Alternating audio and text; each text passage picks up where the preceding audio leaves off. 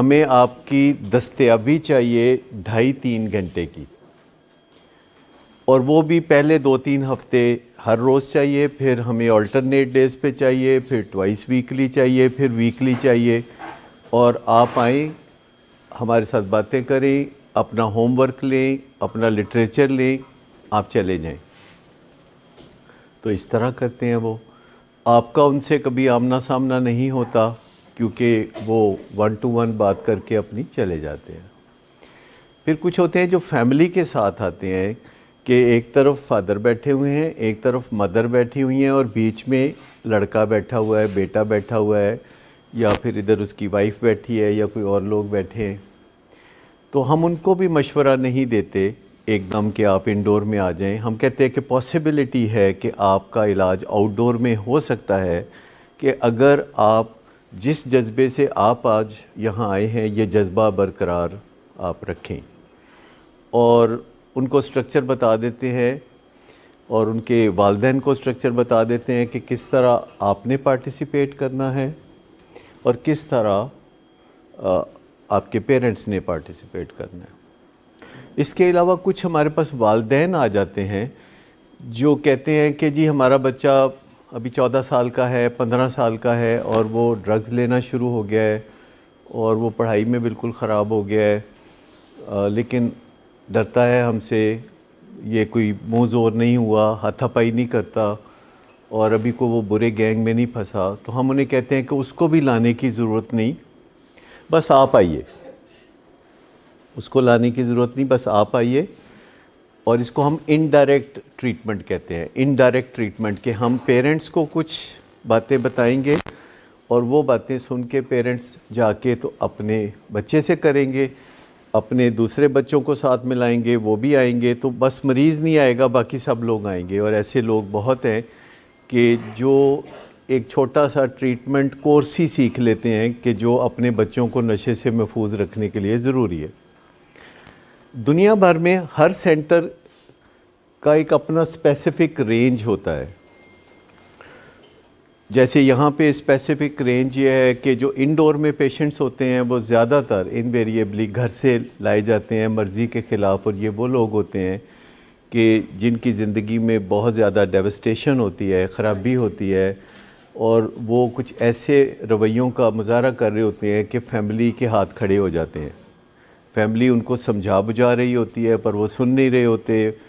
वो कुछ ऐसे इक़दामात कर रहे होते हैं कि सारी फैमिली परेशान होती है कि कोई हादसा ना हो जाए, कोई ये किसी को ना मार दे, या अपने आप को कुछ ना कर ले। तो इस तरह की चीज़ें होती हैं, जिसके तहत विलिंग वेज़ का जो मौजूदा स्ट्रक्चर लाहौर, इस्लामाबाद और कराची में काम करता है, वो इस बुनियाद पे करता है। कराची में समंदर के किनारे हमारा सेटअप बन रहा है, जिसमें होगा कि पेशेंट भी दाखिल होगा, पेरेंट्स भी दाखिल होंगे। फ़र्क सिर्फ ये होगा कि जो फैमिली दाखिल होगी तो वो हर हफ्ते 2-3 दिन के लिए जा सकेगी, फिर 8-10 दिन के लिए आ जाएगी, फिर 2-3 दिन के लिए जाएगी, 8-10 दिन के लिए आ जाएगी। तो उसमें फैमिली भी शामिल होगी, लेकिन वो अलग बिल्डिंग में रहेंगे, वो अलग बिल्डिंग में रहेंगे, पर वो मिलते जुलते रहेंगे, वो प्रेमिसेस के अंदर एक दूसरे से पर रहेंगे अपने अपने तरफ ही। फिर दुनिया में ऐसे सेटअप भी होते हैं, जैसे डेलेंसी स्ट्रीट का सेटअप है, कि जहाँ पेशेंट या तो जेल से आते हैं या फिर स्ट्रीट से आते हैं, घरों से नहीं आते। या तो जेल से आते हैं जिनको नशा करते करते कोई जुर्म करने का इत्तफाक हो जाता है, और 8-10 साल 14 साल उनको कैद हो जाती है। तो उनको कहीं से पता चलता है, जेल के अंदर से, उनको जेल के अंदर से कहीं से पता चलता है कि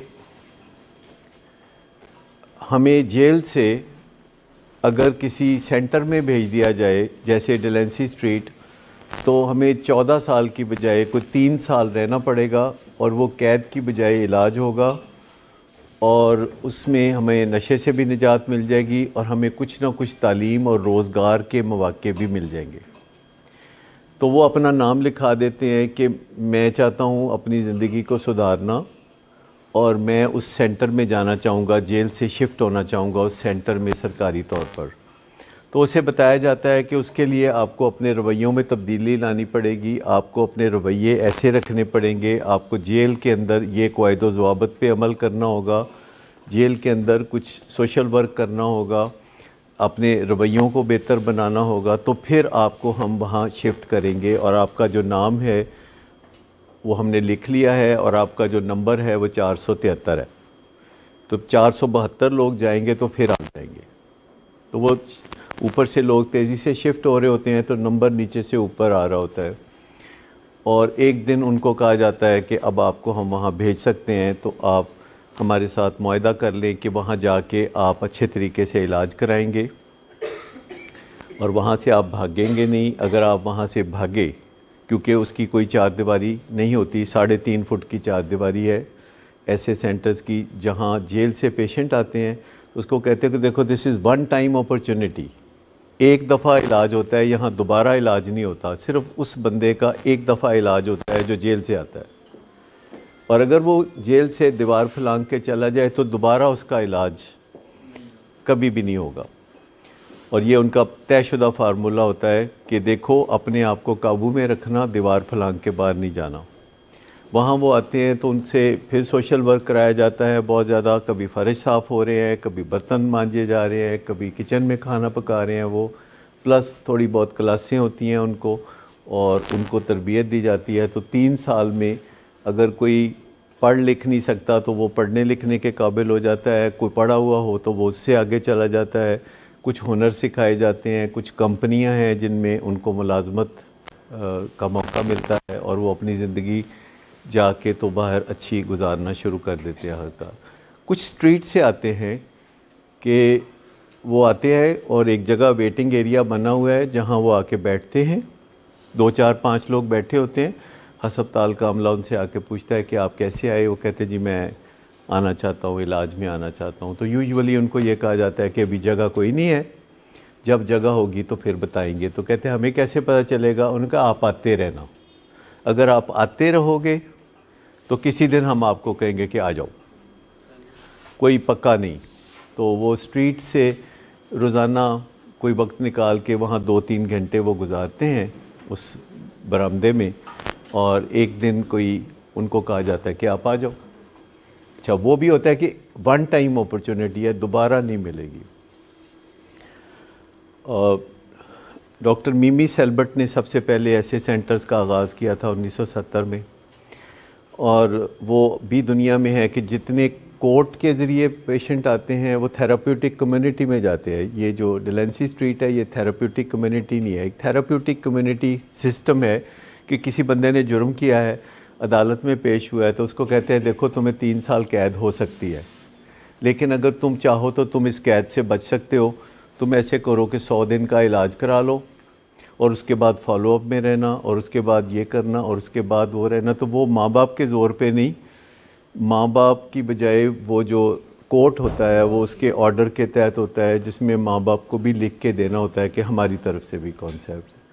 तो ये मैं सारी जो बात समझा रहा था वो ये था कि ये जो सैंपल है जो आप बैठे हुए हैं, ये वो सैंपल है जिन्होंने नशे में कुछ साल गुजारे और आहिस्ता आहिस्ता ख़राबियाँ बढ़ती रहीं, प्रॉब्लम्स बढ़ते रहे, फैमिली के साथ फड्डा चलता रहा, फैमिली समझाती रही कि भाई तुम ना करो ऐसे, तुम्हारी मेहरबानी ना करो, देखो तुम्हारे सामने हाथ जोड़े हुए हैं, ना करो।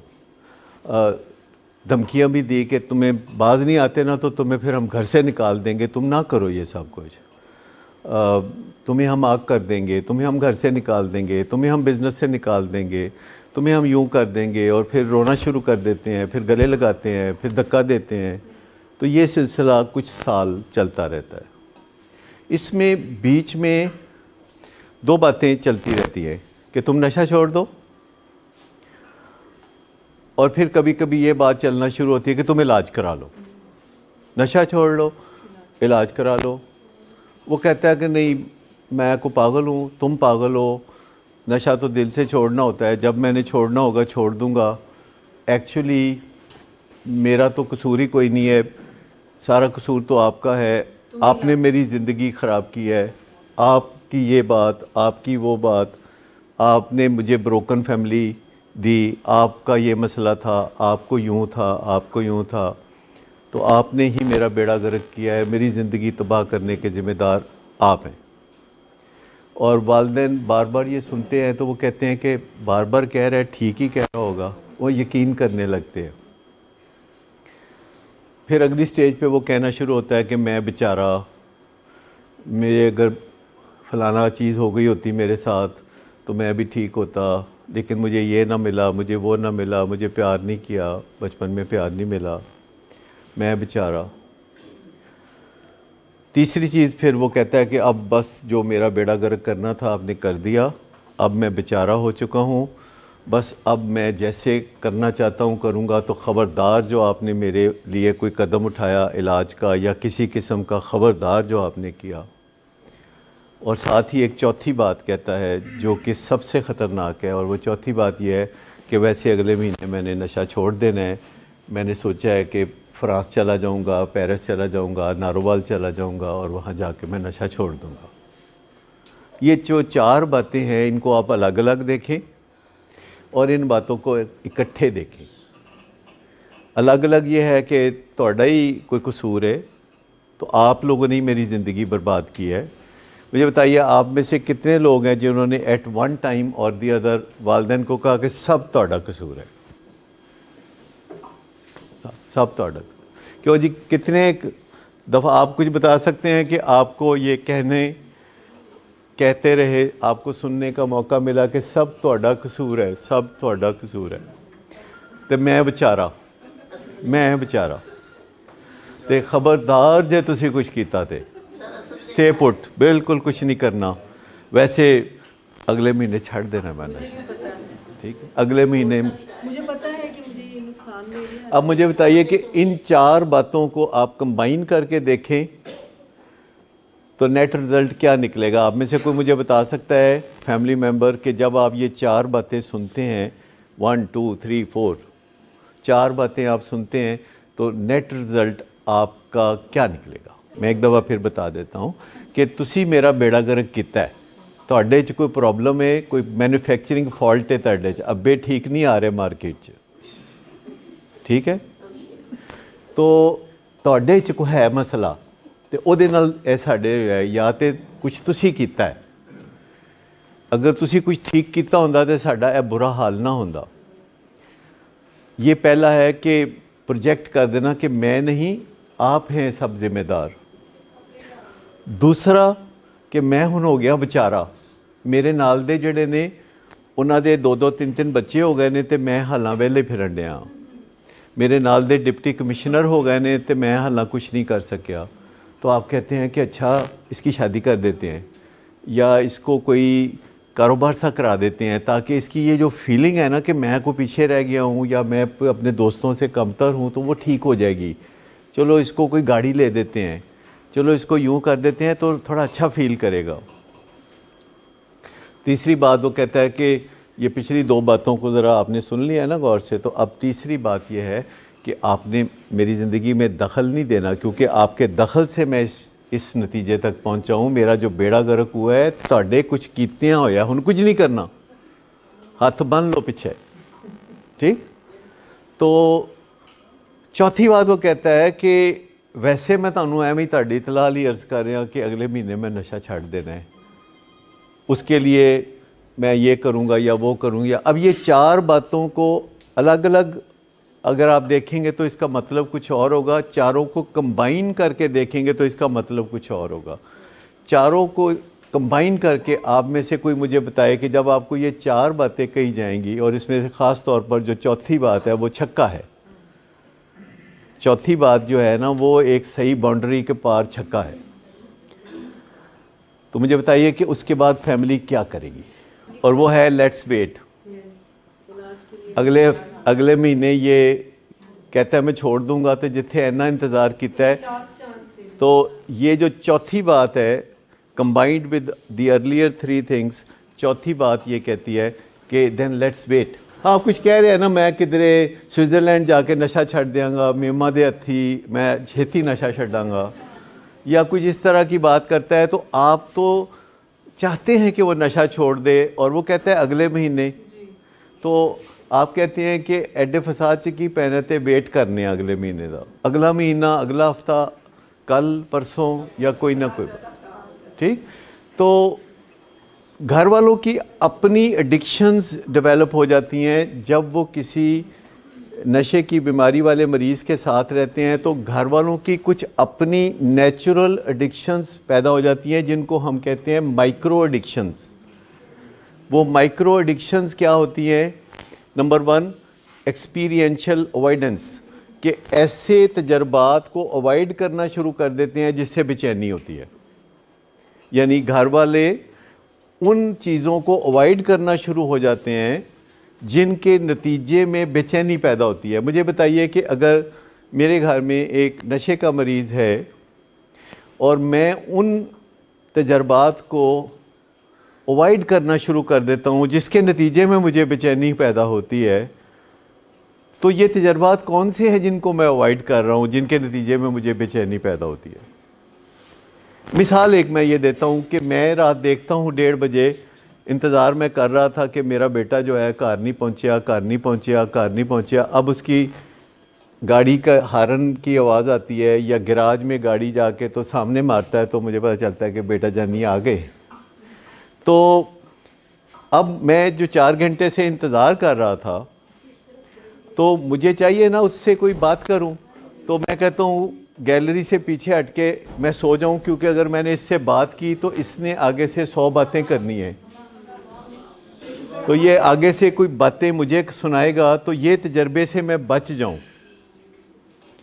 अगर मुझे पता चले कि बेटा जो है वो कॉरिडोर में है, तो मैं कहूँगा लंघ लवे ते फे तू लंघ जा, साड़ी खैर है, असी बाद च लंघांगे।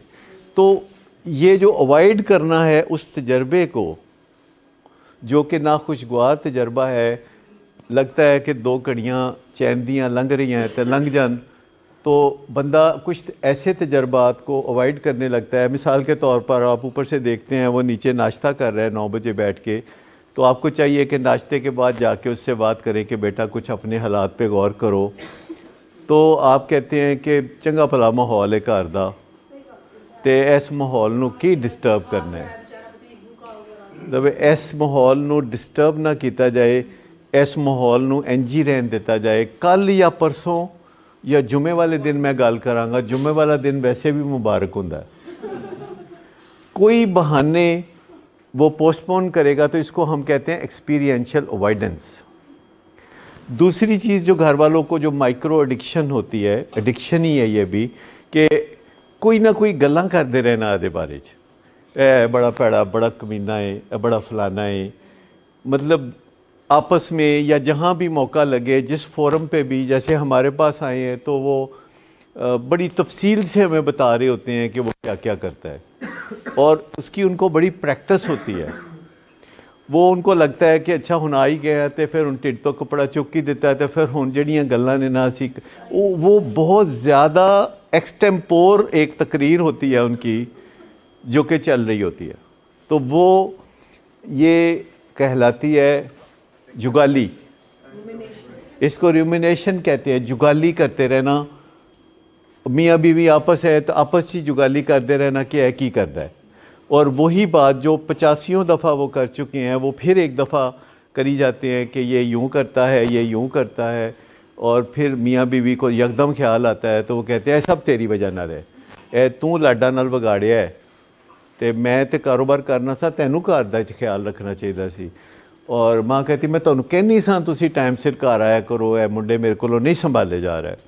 तो वो एक दूसरे के साथ वो एक ब्लेम गेम, इसको जो गुस्सा है, तो ये जो इसको हॉस्टिलिटी कहते हैं। हॉस्टिलिटी, एग्रेशन, ये कम से कम इसमें एनर्जी बड़ी फील होती है। जब बंदा गुस्से में होता है तो उसको लगता है कि जैसे करंट आ गए उसमें, तो बंदा फिर गुस्से में रहना शुरू कर देता है, क्योंकि अगर वो गुस्से में ना रहे तो उसको डिप्रेशन होने लगती है। तो डिप्रेशन या अग्रेशन में से 2 चीज़ों में से कोई चीज़ एक चुननी हो तो बंदा कहता है मैं अग्रेशन चुन लेता हूँ, क्योंकि डिप्रेशन अंदर की तकलीफ़ है जो आप सहते हैं, और एग्रेशन बाहर की तकलीफ़ है जो दूसरे सहते हैं।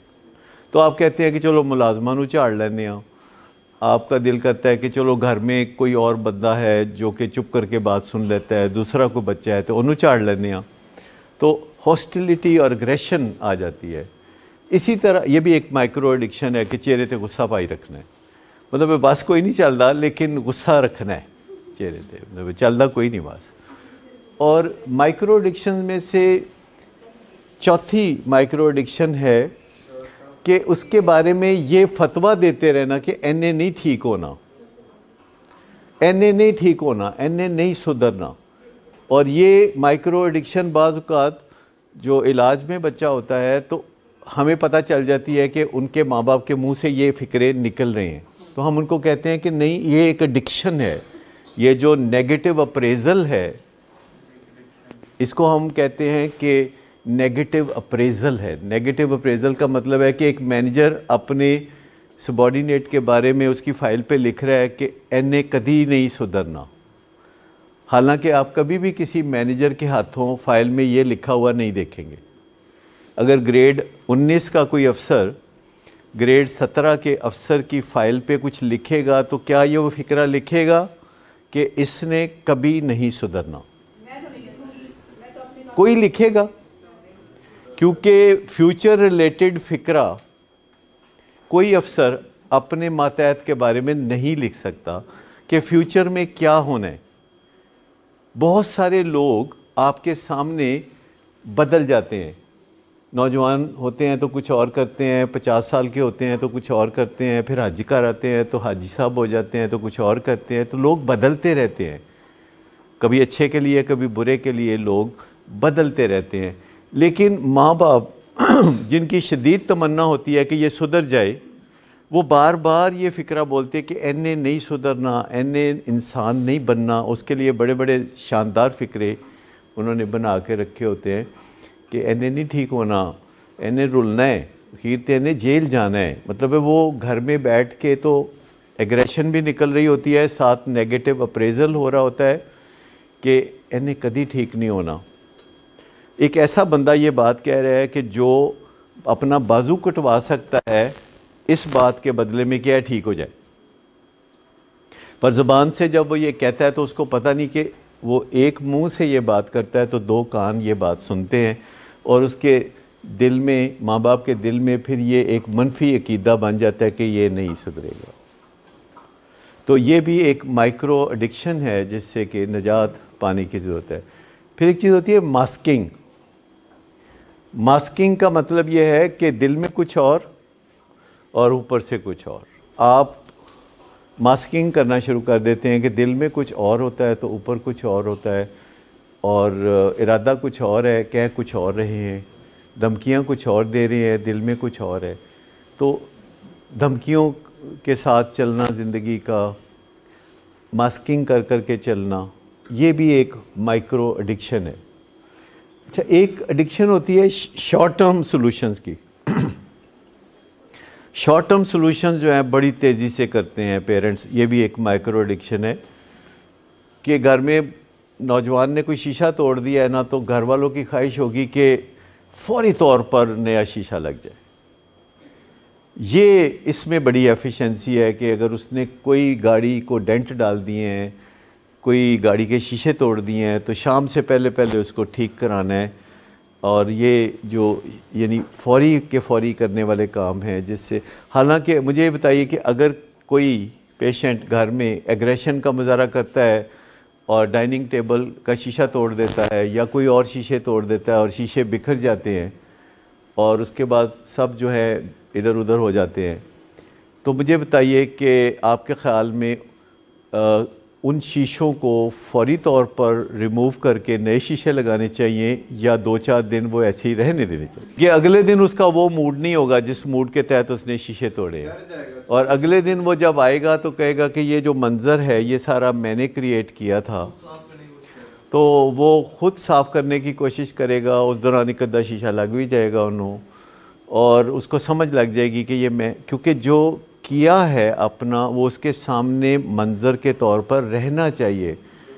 लेकिन फौरी तौर पर घर में से कोई बहुत विजिलेंट, कोई घर का शहबाज शरीफ फ़ौरन जो है वो ये काम जो है वो कर देगा। तो ये जो चीज़ें हैं ना, इससे मसला हल नहीं होता। शॉर्ट टर्म फोकस में शादी कर देना, हाँ, शादी कर देना मसला, ये बहुत ही तेज़ बहादुर नुस्खा है। पता नहीं किस हकीम ने या किस बुज़ुर्ग ने, चलता रहता है सिलसिला। मैं आपको बताऊं कि ये अपने मसाइल को कॉम्प्लिकेट करने वाली बात है। ये सोल्यूशन नहीं है, कोई इसका कोई एविडेंस नहीं है कि ये सोल्यूशन है। मतलब पता नहीं ये किस तरीके कहते चलो की फ़र्क की पैदा है, करके वेख लीजिए। उसमें ज़हन में पता क्या होता है कि कोई लड़की आएगी तो उसकी वजह से इसकी किस्मत बदल जाएगी, वो नसीब लेके आएगी। ये हमारे सब की सोचें में, यहाँ सभी लोग तकरीबन बैठे होंगे जो सोचते हैं कि लड़की कोई नसीब लेके आती है।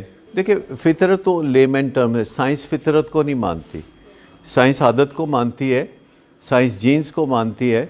लेकिन ये जो एक बुनियादी सा नुक्ता है कि हमारे यहाँ भी सोचा जाता है, सारे मुआशरे में चीज़ मशहूर है कि जब शादी होती है, मैं नहीं कहता कि ज़िंदगी में चेंज नहीं आती, जब आप 1 से 2 हो जाते हैं, मियाँ बीवी हो जाते हैं, तो एक दूसरे के साथ आपका जो नेट रिज़ल्ट है वो बदल जाता है।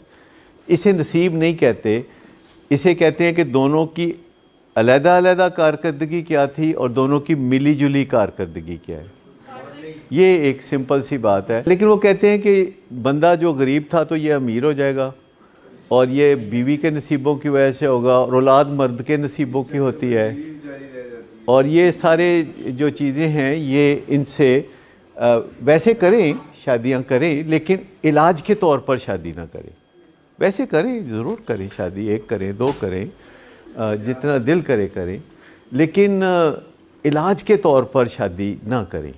यानी जैसे दीगर बीमारियों में हम चाहते हैं कि पहले बंदा सेहतयाब हो जाए और उसके बाद फिर हम शादी करें, इसी तरह नशे की बीमारी में भी सेहतमंद हो जाए तो एक इंसेंटिव के तौर पर, ज़िंदगी को नॉर्मलाइज करने के तौर पर उसे बताया जाए कि अगर तुम 2 साल या 3 साल ये रिकवरी में रहोगे और अपना कोई पाँव पे भी खड़े हो जाओगे और अपने जो करैक्टर डिफेक्ट्स हैं उनके ऊपर भी काम करोगे, तो फिर हम तुम्हारी शादी के बारे में प्लानिंग करेंगे। एक सेटअप होता है जिसमें एक बंदा आता है भागता हुआ, कहता है जी मैनू दाखिल कर लो, तो उसमें ये गोल नहीं होगा कि वो आउटडोर ट्रीटमेंट के काबिल हो जाए। उसमें ये गोल होगा 100 डेज़ का कि वो नशा नुशा छोड़ के तो अच्छी ज़िंदगी की तरफ चले। कौन सा मरीज़ कहाँ से सफ़र शुरू करता है? तो हमारे मरीज़ चूँकि मर्ज़ी के ख़िलाफ़ इलाज में लाए जाते हैं, उस तबाही की वजह से जो उनके मर्ज़ की वजह से सारे घर में फैल रही होती है, तो यहाँ गोल है कि उसकी मर्ज़ी बन जाए। यानी उसके साथ जो बातचीत हो, जो उसके साथ मुज़ाकरात हों, जो उसके साथ मार्केटिंग हो, उसमें नेगोशिएशन में कहीं ना कहीं उसका जो दिल है उसके अंदर एक बुनियादी सी तब्दीली आ जाए। जो हम दस्तक देते हैं वो दस्तक कहीं अंदर से सुनी जाए। ठीक, तो अगर वो चीज़ हो जाती है तो समझें कि जो ट्रीटमेंट है इंडोर ट्रीटमेंट है, क्योंकि हमें एक्चुअली आपकी 24 घंटे तो ज़रूरत नहीं होती, हमें ज़रूरत होती है आपकी 3 से 6 घंटे तक। टोटल देखा जाए तो जो थेराप्यूटिक काम है वो 6 घंटे या कितना होता होगा सारा, 6-7 आवर्स ये हमें।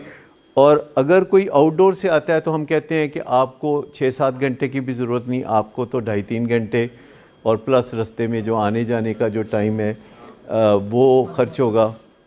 तो दस्तयाबी रखने के लिए आपको 24 घंटे रख लिया जाता है। यानी आप एक्चुअली चाहते हैं कि आपका इलाज ना हो, आप नशा ना छोड़ें, इसीलिए आप 2.5 घंटे आने के लिए रज़ामंद नहीं होते, बल्कि मशवरे के लिए भी आने के लिए रज़ामंद नहीं होते। तो इस पॉलिसी की वजह से, जो आपकी पॉलिसी है इलाज से बिदकना, इलाज से भागना, तो जितना आप इलाज से बिदकते हैं या जितना आप इलाज से भागते हैं तो नतीजतन आपको फिर ज़्यादा उतना ही इलाज के अंदर रहना पड़ता है। एक बंदा जो वालिदैन के कहने पे आके तो सामने कुर्सी पे बैठ जाता है, उसको हम कभी मशवरा नहीं देते कि तुम इंडोर आ जाओ। वो तो आते ही इसलिए, उनको तो कॉन्सेप्ट ही नहीं होता कि ये आउटडोर में हो जाएगा, क्योंकि ये जो रीहैब मस्ट का जो कॉन्सेप्ट था ये 40 साल पहले तक था, और 300 साल पहले ये रीहैब का कॉन्सेप्ट शुरू हुआ था, और 40 साल पहले डॉक्टर्स ने ये प्लान करना शुरू किया और सोचना शुरू किया कि क्या दाखिले के बगैर मुमकिन नहीं। तो एट द सेम टाइम जबकि हम इंडोर पेशेंट्स का इलाज कर रहे होते हैं तो हम बहुत से आउटडोर का भी इलाज कर रहे होते हैं, स्काइप पे इलाज कर रहे होते हैं। तो कई तरीके हैं जिनके तहत वो इलाज चल रहे होते हैं। और ये जो इंडोर इलाज है ये जैसे आप देखते हैं कि नाम है विलिंग वेज, तो आप कभी कभी सोचते होंगे कि इस नाम का क्या मतलब है। तो विलिंग वेज का मतलब है रजामंदी के रास्ते पे डालना। वो आपने सुना होगा where there is a will there is a way. तो पेरेंट्स जब चारों तरफ से मायूस हो जाते हैं कि उनकी सारी तरकीबें काम नहीं कर रही, तो वो फिर आके राब्ता करते हैं, जो कि बहुत मुश्किल होता है। उनका पहला राब्ता करना बहुत मुश्किल होता है कि किसी अजनबी के साथ जाके ये बात करना कि हमारा घर जो है वो इस बीमारी से मुतासर हो रहा है। ये आसान नहीं होता। जब बहुत तकलीफ़ होती है तो बंदा ऐसा करता है, वरना हर कोई चाहता है कि घर के अंदर समेट लिया जाए इस मामले को। तो कौन है आप में से जो ये कह सकता है कि उसको घर में अच्छे तरीके से ऑप्शन नहीं दी गई अपनी ज़िंदगी को बदलने की? सबको ऑप्शन दी गई, लेकिन कहीं ना कहीं आपने उस ऑप्शन को ठुकरा दिया, क्योंकि ये बीमारी बहुत स्ट्रेंज है। इसमें तकलीफ़ भी होती है, इसमें मज़ा भी आता है। और भी ज़िंदगी में सिचुएशंस होती हैं जिनमें तकलीफ़ भी होती है, मज़ा भी आता है। कभी आपने खुजली करके देखी है? पहले मज़ा आता है, खुजली करते करते किस स्टेज पे तकलीफ़ शुरू हो जाती है, ये कभी कोई तजर्बा है किसी का? यानी वही खुजली जब शुरू करते हैं तो मज़ा आता है, खुजली मज़ा कम ख़त्म हो रहा है, जो ही मज़ा फिर कम होना शुरू होता है तो तकलीफ़ शुरू हो जाती है। पर खुजली करने से बंदा बाज नहीं आता, चाहे जितनी तकलीफ़ हो। स्किन स्पेशलिस्ट कहते हैं कि अगर लोग खुजली करने से बाज आ जाएं तो उनको स्किन स्पेशलिस्ट के पास जाना नहीं पड़ेगा। अच्छा, हम लोग कहते हैं कि अगर लोग गुस्सा करने से बाज आ जाए सिर्फ, तो उन्हें साइकेट्रिस्ट के पास या साइकोलॉजिस्ट के पास जाना ही नहीं पड़ेगा। सिर्फ गुस्सा करने से बाज आ जाएं तो आप सॉर्ट आउट कर सकते हैं चीज़ें। जब आप गुस्सा करते हैं तो चीज़ें सॉर्ट आउट नहीं होती। तो आपको समझ में आ गया कि ये जो इलाज शुरू होता है, ये सबसे पहले हमें मर्ज़ी की फ़िक्र होती है कि आपकी मर्ज़ी क्या है। क्या आप में से कोई बता सकता है कि उसकी मर्ज़ी वक्त के साथ चेंज हुई, किस तरह चेंज हुई? कि जिसकी मर्ज़ी नहीं थी उसकी बाद में मर्ज़ी बन गई, जिसकी मर्ज़ी बन गई उसने नशा छोड़ा, जिसने नशा छोड़ा उसने अपनी ज़िंदगी को खूबसूरत बनाया, उसने अपनी ज़िंदगी को बेहतर बनाया। वो अब आप जो है मर्ज़ी रखते हैं, मुश्किलात होंगी आपको, कल को हो सकता है वो मुश्किलात भी ना रहें और आप अपनी ज़िंदगी में कोई ऐसा काम करते नज़र आएँ जो लोग देखें तो हैरान हों। तो ऐसा हमेशा होता है। अभी कल ही हमारे कुछ जो पेशेंट्स आउटडोर में हैं वो वॉक करने के लिए गए, और वॉक करते करते उनके दिल में मस्ती आई और उन्होंने रास्ते में किसी इधर उधर हो गए। 4 बंदे जो हैं उनका प्रोग्राम बन गया कुछ, तो इधर उधर हो गए कि कोई बंदा सिगरेट वाला नज़र आएगा तो उधर को सिगरेट मांग के पियांगे।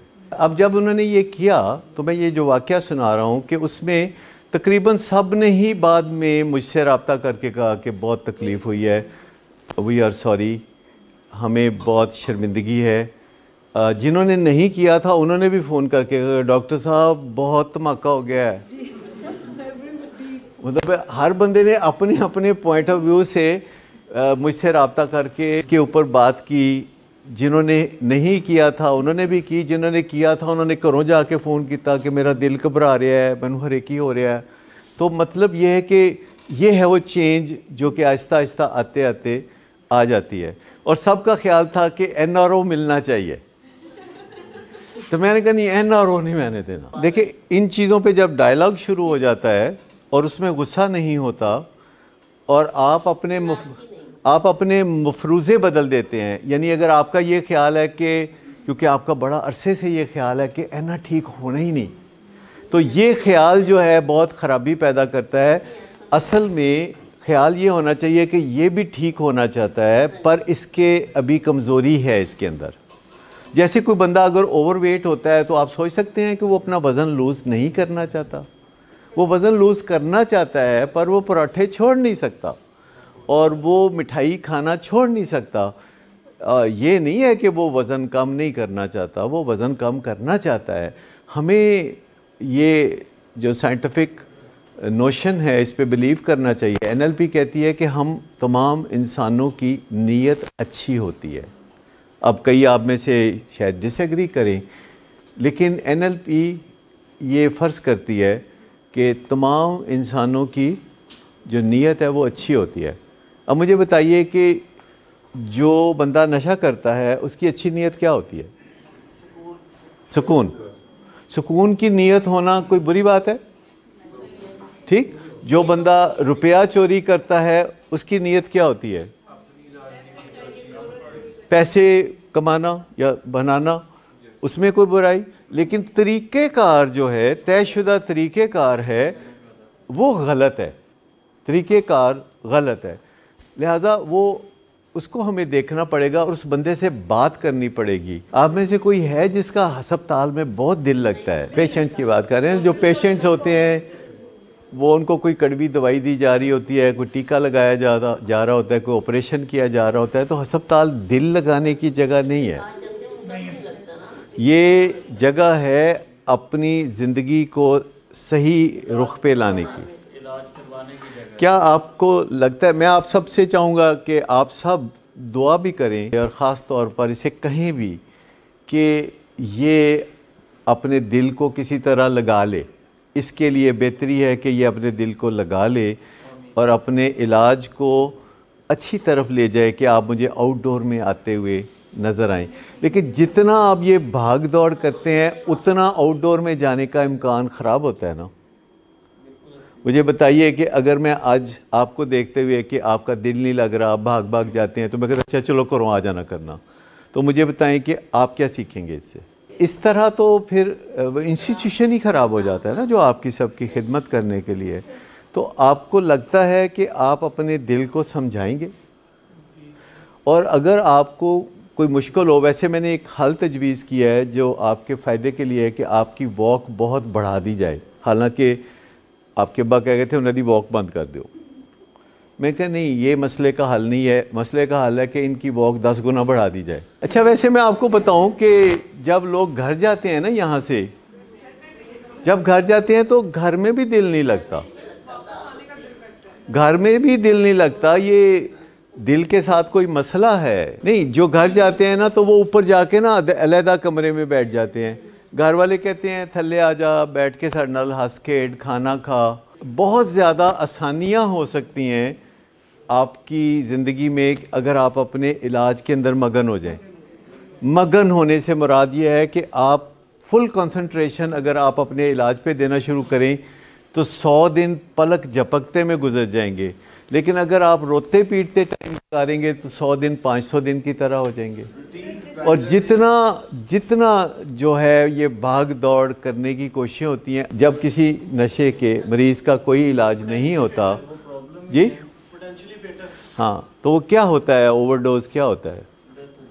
ठीक है, ओवरडोज कौन करता है? जिसने पहले ओवरडोज की हो। ठीक है, ये बताइए ना, वही करेगा ना ओवरडोज, क्योंकि तजर्बे से पता चलता है कि फ़लाना बंदा जड़ा है ना ये काम कर सकता है तो फलाना बंदा नहीं कर सकता। किमें पता चलता है? जिन्हें कीता होंदा कोई काम। ठीक है ना। तो आप सोच लें, ठंडे दिल से सोच लें। यहाँ सारी हम बैठते हैं तो सभी सबके दिल जुड़े होते हैं, कहीं ना कहीं वेवलेंथ होती है। तो क्या आपके जहन में आता है कि यार मैं ये भी करके देखूँ, दिल से करके देखूँ, कि मैं दिल से इलाज में शामिल होकर देखूँ? अब काफ़ी कुछ करके तो देखा है ना आपने, तो इट डज़न्ट वर्क। तो बंदा कहता है ज़रा तरीका बदल के देखें। अच्छा, मैं अब ये नहीं करता। तो हमारी हिम्मत नहीं है कि आपको भागने से रोक सकें। होती तो फिर अब इतनी दफ़ा तो इतना कुछ ना करते। तो मैं तो कह रहा हूँ कि हम तो ऐसा नहीं कर सकते, हमें आपके तावन की ज़रूरत है। हमारी कोई ऐसी कैपेबिलिटी नहीं है। आजकल जैसे ब्लड प्रेशर की दवाई होती है, शुगर की दवाई होती है, तो इंसान के ख़यालात को अच्छा बनाने की भी दवाई होती है, गुस्सा ख़त्म करने की भी दवाई होती है और अच्छी बातें सोचने। एक दवाई है रिस्परडॉल, जिसको लोग पेशेंट कहते हैं, इसका नाम रखना चाहिए रास्ते पे डाल। एपीवॉल तो मूड को स्टेबल करती है कि ना बंदा बहुत ज़्यादा ऊपर वाले मूड में जाता है, ना बहुत नीचे वाले, वो दरमियान वाले मूड में खींच के लाती है। और रिस्परडॉल जो होती है ये हमारे जिस्म का केमिकल है डोपामीन, उसको थोड़ा नीचे करती है, जो कि ऊपर होता है नशे की बीमारी में, और रास्ते पे डालती है, सीधा बैलेंस क्रिएट करती है। आप समझे कि ये बैलेंस क्रिएट करती है। थोड़ा एक्सरसाइज करना ज़रा दुश्वार हो जाता है अगर डोज ज़्यादा हो। रिस्परडॉल की जो मैक्सिमम डोजेज है वो 8 मिलीग्राम होती है। आम तौर पर जो पेशेंट्स को हम छुट्टी के टाइम पे भेजते हैं तो वो 1 मिलीग्राम होती है या 2 मिलीग्राम होती है, और उसके बाद उसको भी कम कर देते हैं, क्योंकि याद रखिए कि इन दवाइयों की खूबसूरती यह है कि पहले जितना काम 4 मिलीग्राम करती है, बाद में उतना ही काम 2 मिलीग्राम करती है, और बाद में उतना ही काम 1 मिलीग्राम या आधा मिलीग्राम करती है। काम पूरा, लेकिन साइड इफ़ेक्ट कम। लेकिन अगर आप बार बार छोड़ दें, बार बार फिर दवाई शुरू करें, बार बार छोड़ दें, तो उससे वो दवाई निकम्मी हो जाती है, काम कम करती है, साइड इफ़ेक्ट ज़्यादा देती है। लिथियम बहुत ही कारआमद दवाई है। एक्चुअली ये एक नेचुरल सॉल्ट है, ये दवाई नहीं है, ये नेचुरल सॉल्ट है, लिथियम कार्बोनेट। और हिस्ट्री में पता चला था कि एक कुआं था इटली में, वहाँ का पानी जब लोग पीते हैं तो उनका ये जो बाइपोलर वाला जोश है ये ठीक हो जाता है। ये जो बाइपोलर वाली एनर्जी होती है, मैनिक एनर्जी, तो वो ठीक हो जाता है। तो वहाँ से उन्होंने उस कुएं को, पानी को बॉटल्स में भर के सारी दुनिया में भेजना शुरू कर दिया कि ये पानी इस तरह का है। उसका नाम उन्होंने रखा लिथिया वाटर। अभी भी अगर आप गूगल पे जाके लिखेंगे लिथिया वाटर, बाद साइंस ने कहा पता तो चलाएं कि ये काम तो करता है ये पानी, पर ये काम कैसे करता है। तो उन्होंने पता किया कि ये इसके अंदर जो लिथियम कार्बोनेट है ये एक सॉल्ट है। तो ये जो बंदा भी ये सॉल्ट इस्तेमाल करेगा उसकी गैर ज़रूरी तेज़ी जो है वो नीचे हो जाएगी, और ये फिर उन्होंने दवाई बना दी लिथियम कार्बोनेट, और वो पेशेंट्स को दी जाती है। इस तरह नहीं, ये एक सीरियस मंसूबा है कि जिसको आप लिथियम देते हैं, आप शुरू में 14 दिन के बाद उसका ब्लड चेक करते हैं कि जो दवाई खाई गई थी वो खून में कितनी पहुंच रही है, क्योंकि ज़रूरी नहीं कि खून में उतनी दवाई पहुंचे जितनी दवाई आप खाते हैं, कुछ ये ज़ाया भी होती है। तो उसको चेक करना पड़ता है कि खून में कितनी दवाई पहुंचती है, और खून में जो इसका जो लेवल है जो कारआमद समझा जाता है वो 0.6 से 1.2 मिलीग्राम, 2 मिलीग्राम 0.6 से नहीं, 100 सीसी खून में पर 100 ml, तो वो जो है 0.6 से 1.2 ये उसके दरमियान हो तो फ़ायदा करती है। लेकिन मैंने देखा है कि 0.4 और 0.2 पे भी फ़ायदा करती है। वो तो हर दवाई के बारे में है कि जब किसी के गुर्दे ख़राब हों या किसी का लिवर ख़राब हो तो आपको नफ़ा नुकसान देख के उसको दवाई देनी पड़ेगी। लेकिन ज़्यादा लोगों के गुर्दे ठीक ही होते हैं, वो और वजूहात से दवाई नहीं खाना चाहते कि लोग क्या कहेंगे कि मैं दवाई खाता हूँ। लोगों को ये भी बहुत रिजर्वेशंस होती हैं कि कोई दवाई खाने के बाद वो पहले जैसे इंसान नहीं होंगे। दवाई खाने वाला इंसान एक मुख्तलिफ इंसान होता है। तो हम चाहते हैं हम परफेक्ट हों, लेकिन कभी कभी हमें डायबिटीज़ के लिए इंसुलिन, कभी ब्लड प्रेशर के लिए गोली, कभी बाइपोलर डिसऑर्डर के लिए दवाई, ये शेम है जो हमारे आड़े आती है। हम सब इंसान शेम ज़दा हैं, यानी हमें नदामत बड़ी जल्दी होने लगती है क्योंकि इसकी हमें बड़ी प्रैक्टिस कराई जाती है। बचपन में ही हमारी बहुत बेइज्जती की जाती है, वालिदैन अपने बच्चों के साथ हस्बे सलूक, हस्बे इस्तात काफ़ी बेइज्जती वगैरह कर देते हैं। अपने बच्चे जो है तो और किसी बाहर जाके करिए किसी लिए, मतलब अपने बच्चों के साथ ये लिबर्टी हम ले लेते हैं। और ये इसका सबसे बड़ा फ़ायदा ये है कि ये इसका जो इफ़ेक्ट है वो बड़ा सटल होता है, यानी इंतहाई खामोशी से आहिस्ता आहिस्ता होता है। जैसे रिस्परडॉल दें तो 2 घंटे के बाद आपको उस बंदे पे असर नज़र आएगा, लिथियम आपको देंगे तो 2 दिन के बाद भी कोई पता नहीं चलेगा कि कोई दवाई खाई थी या कोई दवाई नहीं खाई, तो वो खामोशी से इंसिडियसली ये दवाई असर करती है। ये जो डिले होता है रिस्पांस में, ये ट्यूनिंग के प्रॉब्लम है। ट्यूनिंग समझते हैं, जब आप रेडियो ट्यून कर रहे होते हैं, वो पुराना रेडियो जो सुई होती थी एक, तो आप उसे ट्यून करते थे, तो कैसे करते थे ट्यून? खड़खड़ाहट ना हो। ये जो दवाई के साइड इफ़ेक्ट होते हैं, ये काफ़ी हद तक ट्यूनिंग के प्रॉब्लम है। यानी ट्यूनिंग से मुराद है कि अप एंड डाउन दवाई को करने से, थोड़ा सेट करने से ये प्रॉब्लम ख़त्म हो जाते हैं।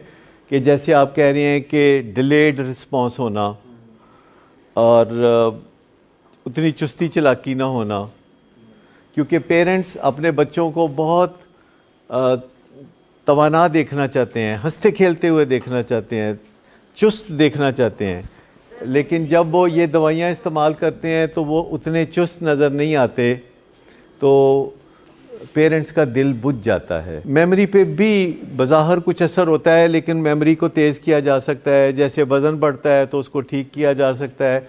ये देखिए, एक प्रॉब्लम पैदा होता है तो उसको सॉल्व करते हैं, एक प्रॉब्लम पैदा होता है तो दवाई बंद नहीं करते। ये ज़रा ज़हन में रखिए कि जब कोई दवाई एक प्रॉब्लम सॉल्व करती है और एक प्रॉब्लम पैदा करती है, तो आप जो प्रॉब्लम वो पैदा करती है उसकी तरफ तवज्जो देते हैं। आप दवाई बंद नहीं करते और दवाई को आप कम करके, एडजस्ट करके वो प्रॉब्लम हल करते हैं। जैसे वज़न बढ़ना, इन दवाइयों का एक सबब यह है कि वज़न बढ़ जाता है, और वज़न जब बढ़ता है तो बाकी लोग जो दवाइयाँ नहीं खा रहे होते तो उनका वज़न बढ़ता है, तो वो क्या करते हैं? खाना कम खाते हैं, वो काउंसलिंग में जाते हैं, वो वॉक करते हैं, वो ये सब कुछ करते हैं। तो जब कोई बंदा दवाई खा रहा हो और उसका वज़न बढ़े, दवाई खाने से वज़न क्यों बढ़ता है? कि आपका खाना खाने को दिल करता है। तो बहुत सारे प्रॉब्लम सॉल्व होते हैं इन दवाइयों से। आप यूँ समझें कि बेइंतहा ज़िंदगी में आसानियाँ पैदा होती हैं, और बीच में अगर कोई एक आध साइड इफ़ेक्ट पैदा होता है तो आप उस पर फोकस कर लें, आप उस पर तवज्जो दें, और कुछ अर्से के बाद वो आप तवज्जो देंगे तो वो ठीक हो जाएगा। हमें तो की कराई रिसर्च मिलती है तो हम उससे फ़ायदा उठाते हैं। रिसर्च होती है अमेरिका में, कनाडा में और जर्मनी और यूके में होती है रिसर्च। तो जब उस रिसर्च के नताइज हम तक पहुंचते हैं, हम तो नवाब लोग हैं ना, हम खुद थोड़ी रिसर्च करते हैं। हमारे लिए तो रिसर्च करते हैं अमेरिका वाले, रिसर्च करते हैं हमारे लिए, वो वैक्सीन बनाते हैं, और हमारे लिए तो सारी दुनिया काम करती है। तो अभी दुनिया फ़िक्र कर रही है कि हमारे माली हालात ठीक नहीं है तो वो कैसे ठीक करें। अरे नेकी, कोई भी बंदा सवाब कमा सकता है जी। क्या आप नहीं सोचते अपने हमसायों के बारे में, रिश्तेदारों के बारे में कि गरीब ने इन्हां दा की करिए? सोचते हैं कि नहीं? तो दुनिया में भी अल्लाह ने बड़े बड़े नेक मुमालिक पैदा किए हुए हैं हमारे लिए।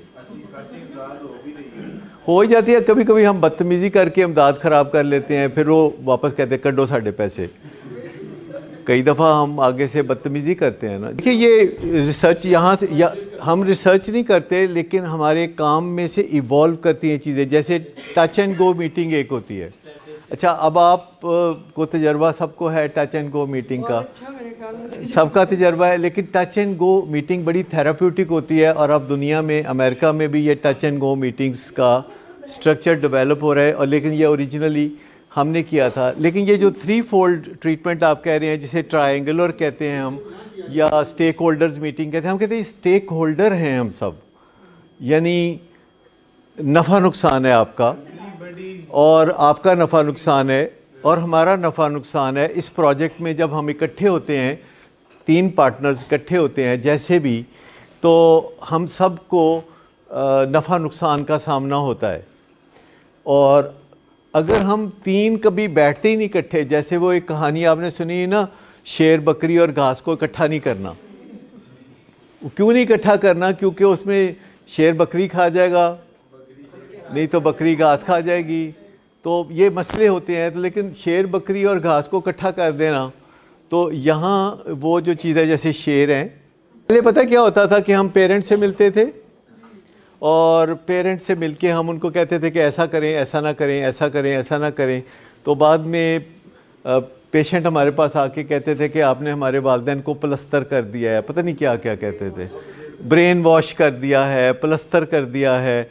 तो आप कभी नहीं कहते, ये पुरानी बातें हैं कि कहा करते थे कि तुसी प्राइवेटली साढ़े पेरेंट्स नू मिल के ते साढ़े खिलाफ कर देंदे हो।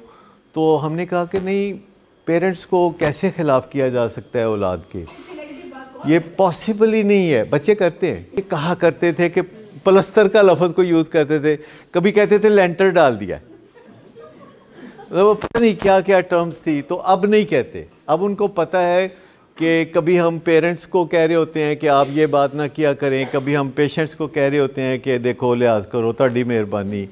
मतलब वो जो एक हमें तरला करना पड़े वो भी हम कर लेते हैं। मैं ये समझता हूँ कि हो सकता है उसको बेचैनी होती हो सकता है उसकी बीमारी की शिद्दत ज़्यादा हो, लेकिन हो सकता है उसके अंदर दर्द ज़्यादा होता हो। क्योंकि मैं आपको बताऊं कि ये नशे की बीमारी जिसे आप बाहर से देखते हैं, हमारे पेशेंट इसको अंदर से महसूस करते हैं, और ये कितनी दर्दनाक चीज़ है ये शायद आप या हम नहीं कर सकते। हमें अंदाज़ा होता है कि ये दर्दनाक चीज़ है कि एकदम ऐसे लगता है जैसे भट्टा ही बैठ गया है। हम इम्कानात को बेहतर कर रहे होते हैं। मुझे बताइए कि आप कितनी एहतियात से गाड़ी चलाएं, आप कितने ट्रैफिक रूल्स फॉलो करें, क्या गारंटी है कि एक्सीडेंट नहीं होगा? कोई गारंटी नहीं। इस दुनिया में गारंटी नाम की चीज़ जो है ना, कोई पैदा ही नहीं हुआ लेकर। आपने वो कहते हैं ना, इस दुनिया में से कोई ज़िंदा सलामत नहीं जाएगा। गारंटी जो है वो नहीं देखते हैं इम्कानात की दुनिया के इम्कान कैसे बेहतर होगा। कोई भी बंदा किसी भी प्रोजेक्ट पे काम कर रहा होता है, कोई किसी एयरलाइन पे काम कर रहा होता है, तो आप सफ़र करते हैं किसी एयरलाइन पे, तो आपको कोई गारंटी होती है? लेकिन फिर आप कहते हैं अच्छा आप ये तो ना ही जाइए तो चंगा, किसी और ते चले जाइए, या फलां चलो एमरेट्स ते चले जाने हैं, चलो ब्रिटिश एयरवेज ते चले जाते, कुछ ना कुछ आप करते हैं, पर गारंटी है कोई? ठीक। तो एक तो यह है कि गारंटी जो है वो तसव्वुर करना छोड़ दें। लेकिन मुझे ये बताइए कि अगर आप और हम और आपके पेरेंट्स सिद्क़ के दिल से हाथ मिला लें इस तरह, तो आपको क्या लगता है क्या होगा?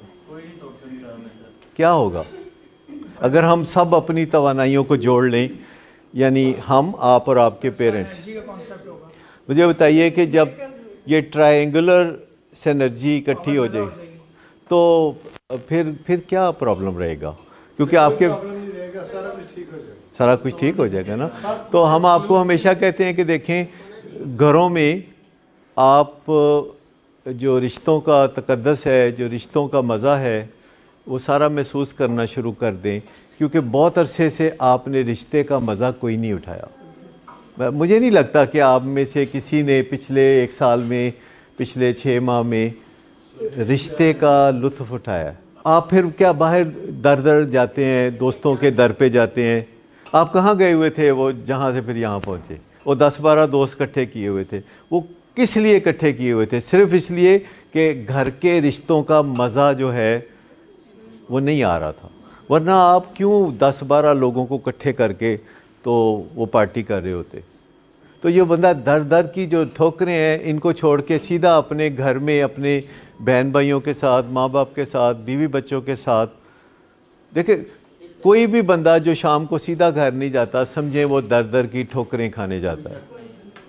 सिर्फ वो बंदा है जो रिश्तों का मज़ा उठा सकता है, जो अपनी वर्क प्लेस से फारिग होकर सीधा घर जाए।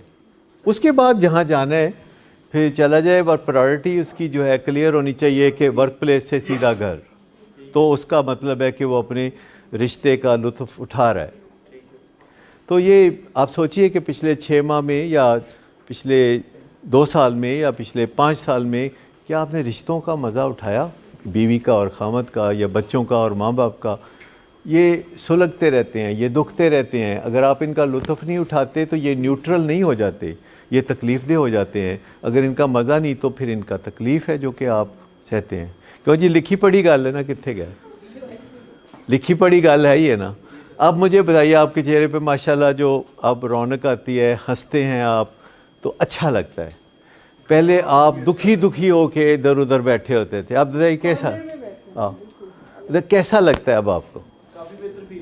को माँ बाप चंगे हो गए ने, अब हो जाएंगे हौली हौली चंगे, ऐसा लगता है। कई दफ़ा मैं पूछता हूँ पेशेंट्स को कि अच्छा सुनाओ माँ बाप कैसे हैं, कहते हैं अगे नालों चंगे हो गए।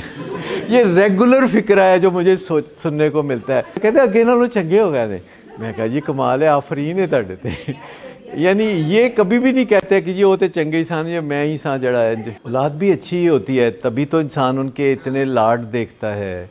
और जिनकी औलाद नहीं होती ना, कभी आप उनसे पूछ के देखें कि जिनकी औलाद नहीं होती वो उनकी तड़प देखें कभी आप।